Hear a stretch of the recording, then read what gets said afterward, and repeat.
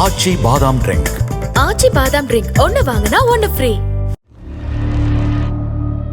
வேலூர் புதிய பேருந்து நிலையம் அருகே மேற்கு வங்க மாநிலத்தை சேர்ந்த கட்டிட தொழிலாளியின் தலையில் பாட்டிலால் தாக்கி செல்போனை பறித்துச் சென்ற 2 பேரை போலீசார் கைது செய்து மத்திய சிறையில் அடைத்தனர்.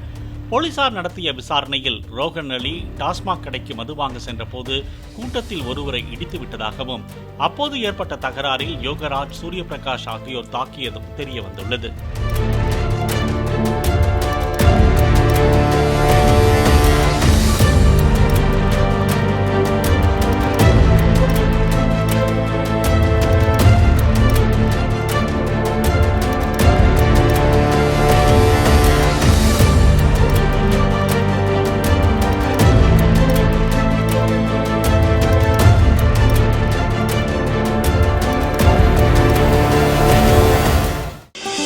ஆச்சி பாதாம் ட்ரிங்க்.